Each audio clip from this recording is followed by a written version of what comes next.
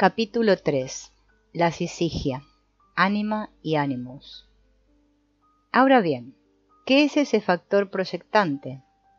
Oriente lo conoce como la tejedora, o Maya, la danzarina que genera lo ilusorio.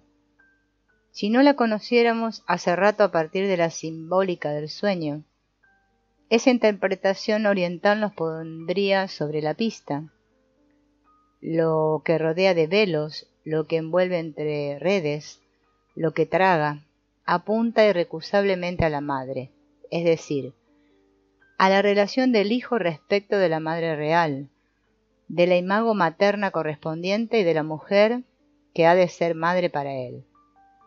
Es un eros pasivo, como el de un niño. Espera ser abrazado, absorbido, envuelto y devorado.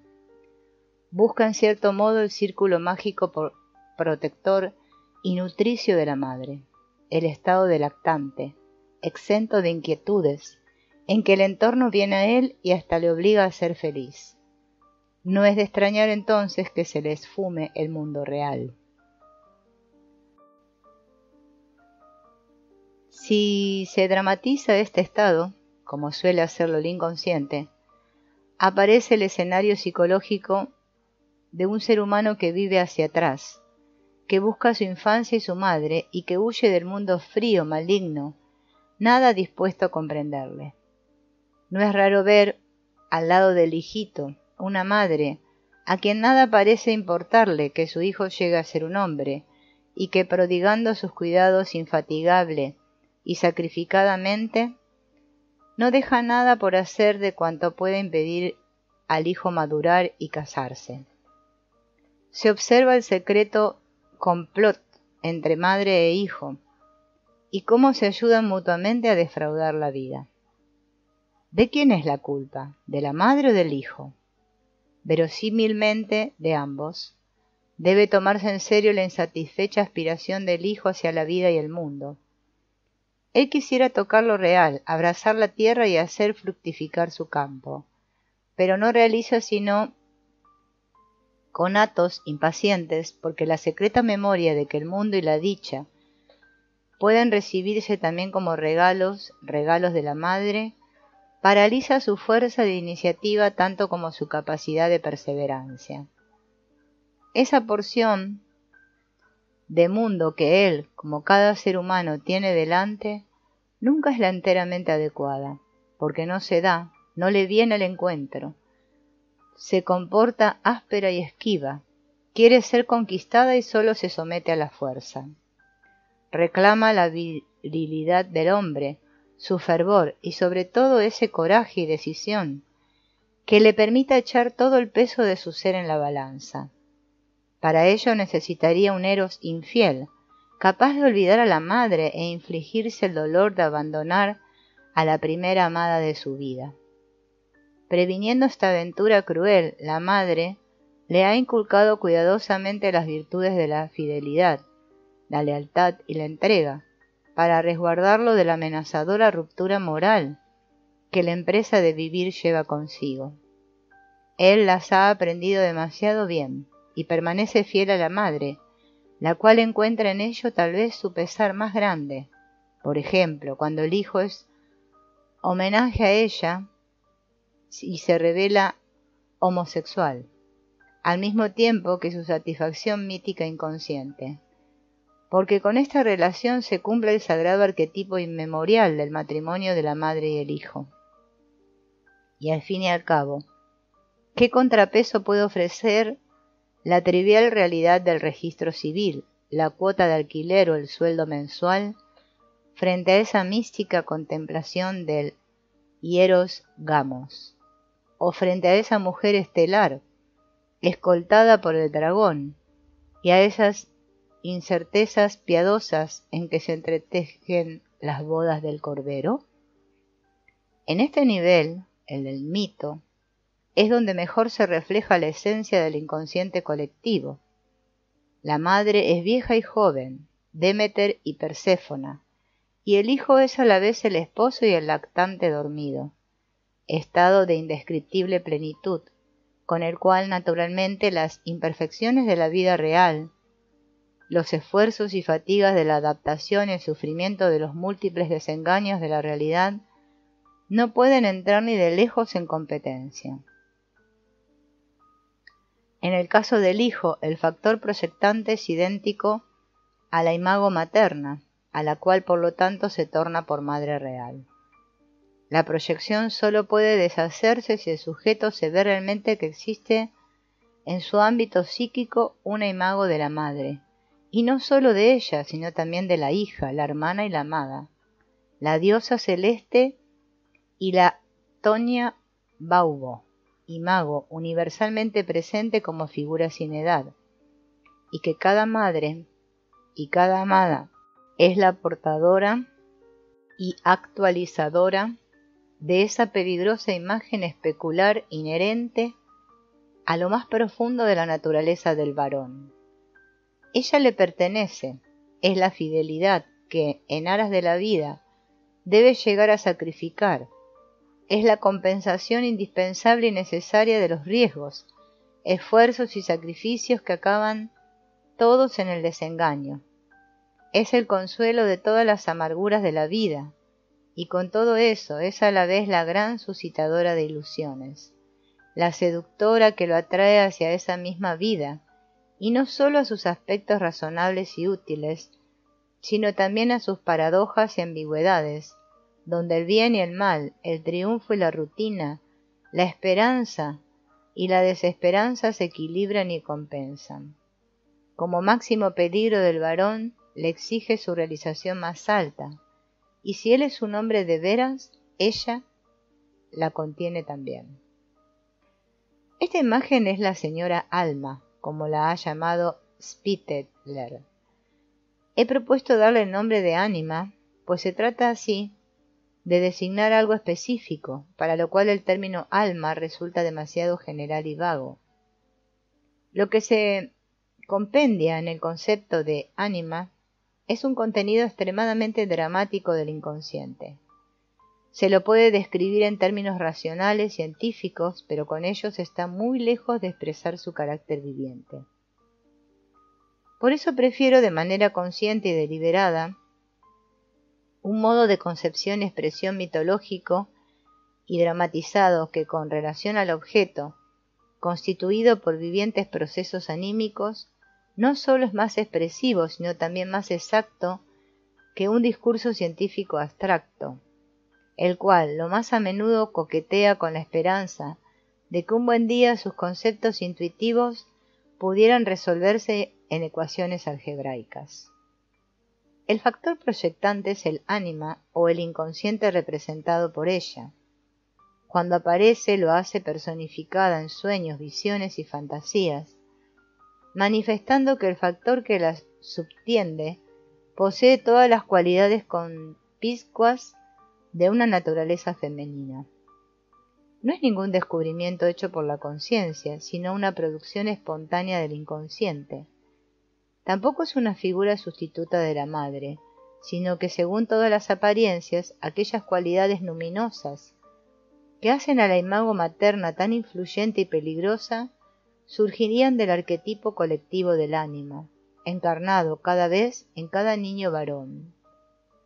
Ahora bien, como el ánima es un arquetipo que aparece en el varón, es de suponer que en la mujer existe un arquetipo equivalente, pues, así como lo femenino es en el varón lo compensatorio, así lo masculino en la mujer. No quisiera que esta reflexión diera la apariencia de que esas relaciones compensatorias sean de proveniencias en cierto modo deductiva. Al contrario, ha requerido de muchas y amplias experiencias el captar empíricamente la naturaleza del animus y el ánima. Todo lo que tengamos que decir acerca de estos arquetipos o es directamente comprobable por los hechos, o por lo menos de ellos recibe verosimilitud. En todo ello tengo plena conciencia del carácter pionero de estos trabajos, que han de contentarse entonces con ser provisionales. Así como el primer portador del factor proyectante parece ser, para el hijo, la madre, Así también lo parece el padre para la hija. La experiencia práctica de tales relaciones consiste en numerosos casos individuales que representan todas las variantes posibles del tema fundamental. Por eso, una descripción comprimida de dichas relaciones no puede ser sino esquemática. Lo masculino es el factor compensatorio en la mujer, de modo que el inconsciente de ella tiene, por así decirlo, signo masculino, lo cual en relación con el varón significa una diferencia considerable. De acuerdo con esto, el factor proyectante de la mujer, que le he dado el nombre de animus, término que quiere decir entendimiento o espíritu. Así como el ánima corresponde al eros materno, así el animus corresponde al logos paterno. Está muy lejos de mi intención dar de estos dos conceptos intuitivos una definición demasiado precisa.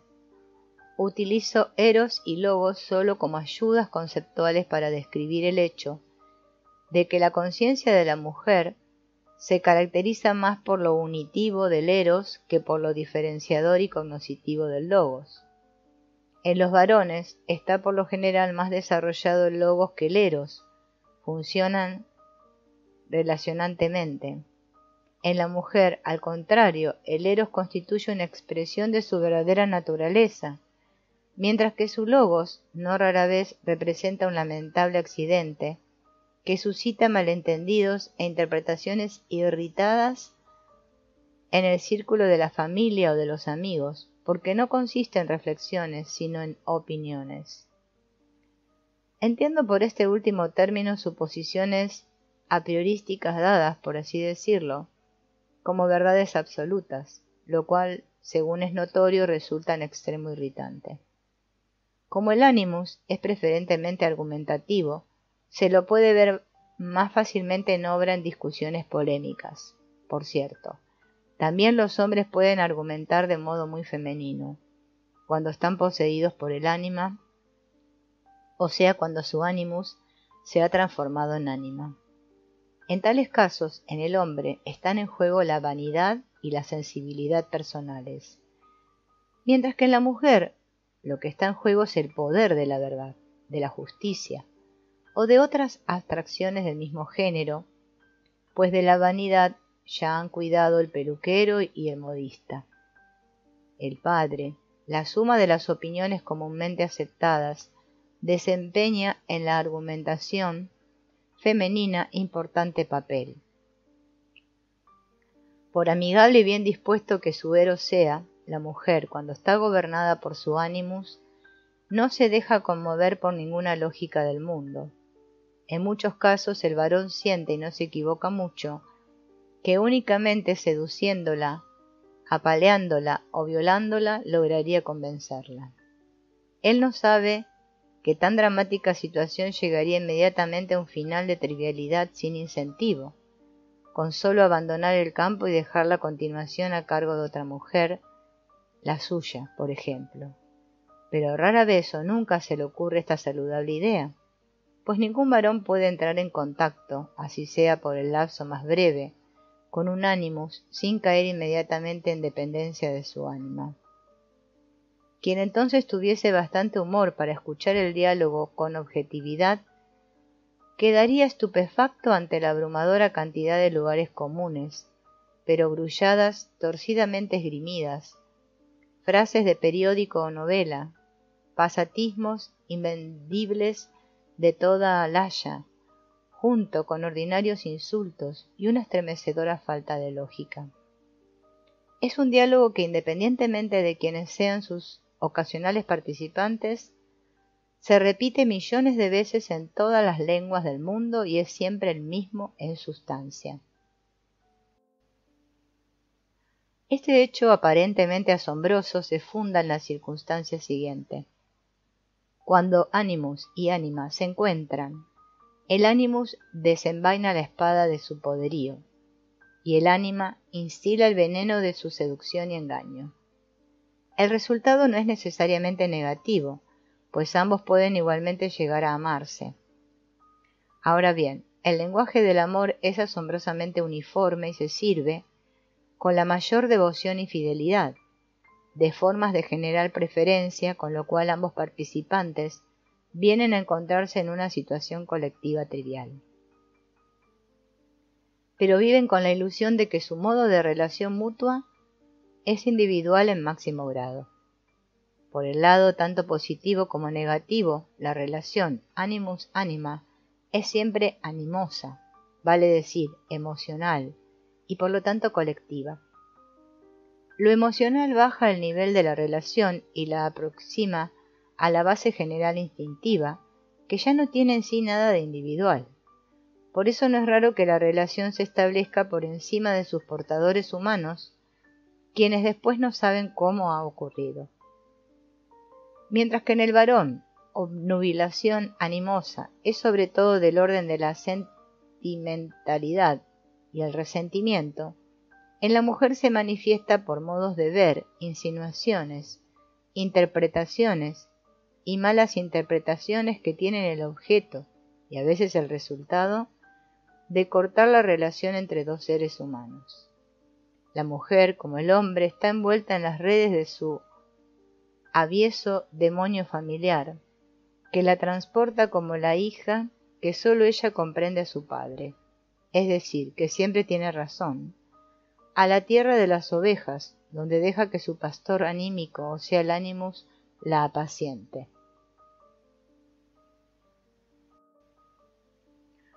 Como el ánima, también el animus tiene un aspecto positivo. En la figura del padre se expresa no sólo la opinión común, sino también, con mucho, lo que suele llamarse espíritu, en particular, representaciones generales filosóficas y religiosas, o aquella actitud que resulta de tales convicciones. Así, el ánima es igualmente un psicopompo, un intermediario entre la conciencia y el inconsciente, y una personificación de este último. Así como el ánima, por el proceso de integración, se convierte en un eros de la conciencia, así también se convierte el animus en su respectivo logos, y como aquella presta así a la conciencia masculina la disposición a relacionar y relacionarse, presta éste a la conciencia femenina la reflexión, la deliberación y el conocimiento. El efecto del ánima y del animus sobre el yo es en principio el mismo. Es difícil de suprimir, en primer lugar, porque resulta excepcionalmente fuerte y llena enseguida la personalidad del yo con un inconmovible sentimiento de estar en la verdad y lo justo. En segundo lugar, porque la causa de él está proyectada, es decir, aparece como fundado en gran medida en objetos y circunstancias objetivas. Me inclino a derivar en general las dos características que dicho efecto presenta de las propiedades del arquetipo. En efecto, este está dado a priori.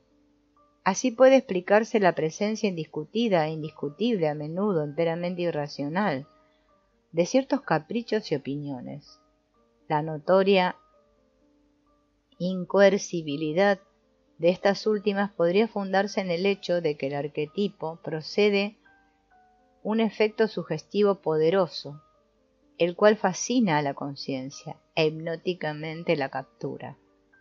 No rara vez tiene entonces el yo un sordo sentido de derrota moral, por lo que se comporta de modo tanto más negativista, tosudo y dogmático, con lo cual refuerza aún su sentimiento de inferioridad por vía del círculo vicioso.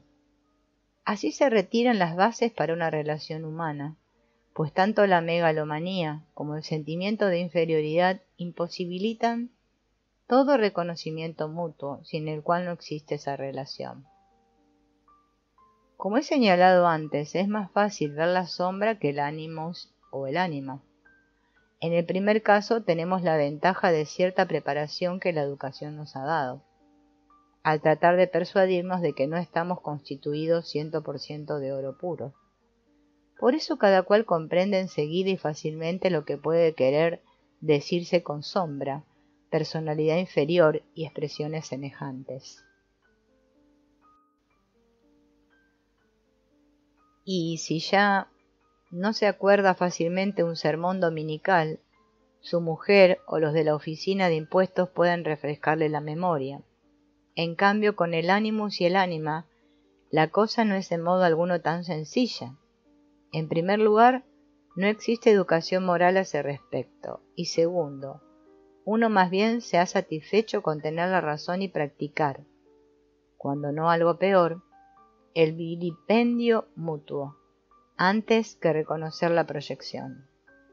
Parece más bien ser un hecho natural que los varones tengan rachas de humor y las mujeres opiniones unas y otras irracionales. Esta situación posee sin duda una base instintiva y por lo tanto es como debe ser, porque de ese modo aún el juego empedocleo, neikos, odio y filia, amor, de los elementos está asegurado de toda eternidad. La naturaleza es conservadora y no permite fácilmente que se perturben sus ciclos. Ánimus y ánima pertenecen a uno de estos cotos cerrados naturales que defienden del modo más obstinado su inviolabilidad. Por eso se hace tanto más difícil tomar conciencia de las propias proyecciones del ánima o el ánimus, que reconocer la propia sombra. En este último caso, uno debe ciertamente superar ciertas resistencias morales, como las de la vanidad, el orgullo, el engreimiento, los resentimientos, etc. Pero en el primer caso se agregan, aparte de los contenidos de la proyección, dificultades puramente intelectuales que uno no sabe ya cómo manejar. En última instancia surge aún una profunda duda, la de si no es un entretenimiento demasiado chapucero en la obra de natura el hacer conscientes cosas que al fin y al cabo sería mejor dejar dormidas. Aunque según mi experiencia hay cierto número de personas que pueden comprender sin mayores dificultades intelectuales o morales lo que quiere decirse con ánimus y ánima, se encuentran más aún que necesitan no poco esfuerzo para captar esos conceptos y representárselos como una realidad experimentable. Esto muestra que con ellos estamos fuera del alcance usual de la experiencia. Consecuentemente no gozan de popularidad, precisamente por su apariencia no familiar. Esto tiene a su vez por consecuencia que movilizan prejuicios, los cuales los convierten en tabú, como desde siempre ha ocurrido con todo lo inesperado. Ahora bien, cuando planteamos casi la exigencia de que se disuelvan las proyecciones, porque ello es lo más saludable y ventajoso en todos los sentidos, estamos pisando nueva tierra. Hasta el momento cada cual estaba convencido de que su representación de mi padre, mi madre, etc., no es sino la imagen, en la más fiel coincidencia con el original, del verdadero padre, etc., de modo que al decir uno, mi padre, se refiere estrictamente nada más que a lo que su padre en sí mismo realmente es. Efectivamente a eso se refiere, pero una referencia está muy lejos de presuponer identidad. Aquí es donde tiene razón la falacia del enquecailmemnos, el tapado. En efecto, si al sacar la cuenta psicológica se hace intervenir la imagen que X tiene de su padre como idéntica a su padre real, la cuenta no resulta, pues la ecuación introducida no coincide con la realidad. X ha pasado por alto el hecho de que la representación que tiene de una persona consta, primero, de la imagen que él recibe de ella, y segundo, de otra imagen, resultante de la elaboración subjetiva de la primera, ya tal vez bastante lacunar de por sí. La representación que X tiene de su padre es una magnitud compleja, que sólo en parte está determinada por el padre real, una parte indefinidamente mayor corresponde al hijo, a tal punto que cuando X critica o alaba a su padre, apunta inconscientemente a sí mismo y produce así estados psíquicos como se dan en aquellos que tienen el hábito de rebajarse o de engrandecerse a sí propios. Pero si X compara cuidadosamente sus reacciones con la realidad, encuentra la ocasión de observar que su apreciación en algo falla. Si no la ha advertido ya mucho antes por la conducta de su padre, que se hacía de éste una imagen falsa. Por lo general ocurrirá que X esté convencido de tener razón, y si alguien se equivoca, ha de ser siempre el otro. Si el eros de X está débilmente desarrollado, entonces, o bien la relación insatisfactoria le resulta indiferente, o bien se irrita por la inconsecuente e incomprensibilidad del padre, que nunca se comporta como correspondería propiamente a la imagen que X tiene de él. Así encuentra X todas las razones para sentirse ofendido, incomprendido y aún engañado. Puede imaginarse cuán deseable sería en un caso tal deshacer las proyecciones. Por eso siempre hay optimistas que creen posible llevar al mundo hacia una edad de oro, con solo decir a la gente dónde está el camino adecuado, y en tales casos tratarían de mostrar al sujeto que su comportamiento es semejante al del perro que persigue su propia cola. Para que alguien vea lo defectuoso de su actitud, hace falta algo más que el mero decir, pues se trata también de algo más de lo que el sentido común puede admitir como razonable. En efecto, se trata de esos malos entendidos que entran en la configuración del destino personal y que nadie alcanza a penetrar en las circunstancias usuales. Sería algo así como pretender que un respetable hombre común se reconociera criminal. Menciono todo esto para ilustrar el orden de magnitudes a que pertenecen las proyecciones producidas por el ánima y el ánimus, y los esfuerzos morales e intelectuales que demandan disolverlas. Ahora bien, no todos los contenidos del ánimus o el ánima se proyectan, ni mucho menos. Muchos de ellos aparecen espontáneamente en sueños, etc., y más aún, pueden hacerse conscientes por medio de la llamada imaginación activa.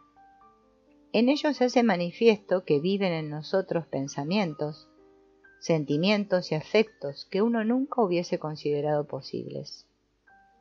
A quien nunca ha tenido experiencias así, tales posibilidades le resultan naturalmente por completo fantásticas, pues una persona normal, al fin y al cabo, sabe lo que piensa.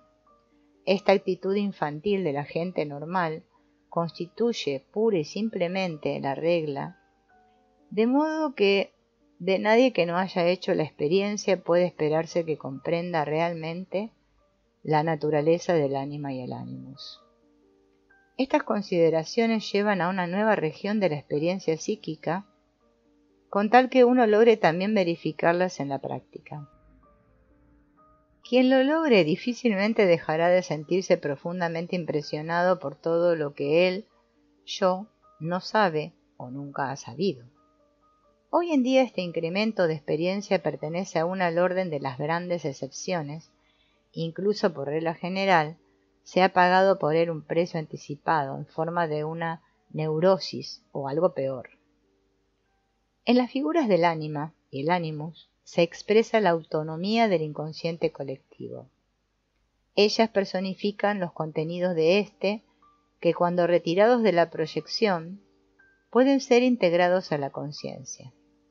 En la medida en que esto ocurre, dichas figuras representan funciones que ciertos contenidos del inconsciente colectivo transmiten al plano consciente. Pero solo aparecen o se comportan como tales en tanto las tendencias de lo consciente y del inconsciente no sean divergentes en exceso. Si entre ambos se produce una tensión, entonces la función, hasta el momento inofensiva, aparece personificada frente a la conciencia y se comporta aproximadamente como una escisión sistemática de la personalidad o alma fragmentaria. Esta comparación es considerablemente inválida, por cuanto nada perteneciente a la personalidad del yo se ha escindido de ella. Más bien, ambas figuras constituyen una creencia perturbadora. El fundamento y la posibilidad de este comportamiento resulta de que, si bien los contenidos del ánima y animus pueden ser integrados a la conciencia, esas figuras mismas no pueden serlo, ya que se trata de arquetipos, o sea, de piedras fundamentales de la totalidad psíquica, que trascienden los límites de la conciencia, y por lo tanto nunca puede ser objeto de conciencia inmediata. Los efectos del animus y el ánima pueden hacerse conscientes, pero ellos mismos representan factores trascendentes a la conciencia, sustraídos tanto a la intuición como a la voluntad. Por lo tanto, permanecen autónomos, aun a pesar de la integración de sus contenidos, de modo que nunca debe perdérselos de vista. Esto, en una perspectiva terapéutica, resulta extraordinariamente importante, pues la atención continua paga al inconsciente un tributo que asegura más o menos su cooperación. Como es sabido, no se puede, por así decirlo, dejar liquidado al inconsciente de una vez por todas. Una de las tareas más importantes de la higiene psíquica es prestar cierta atención constante a los síntomas reveladores de contenidos y procesos inconscientes. Ello porque la conciencia corre un riesgo continuo de hacerse unilateral, seguir carriles ya transitados y empantanarse en callejones sin salida. La función complementaria o compensadora del inconsciente vela hasta cierto punto para evitar esos peligros, particularmente grandes en la neurosis. Pero la compensación solo actúa con pleno éxito en condiciones ideales. Es decir, cuando la vida es aún lo bastante simple e inconsciente para poder seguir sin vacilaciones ni reparos la vía sinuosa del instinto. Cuanto más civilizado, es decir, cuanto más consciente y complicado es el hombre, tanto menos puede seguir la vía instintiva.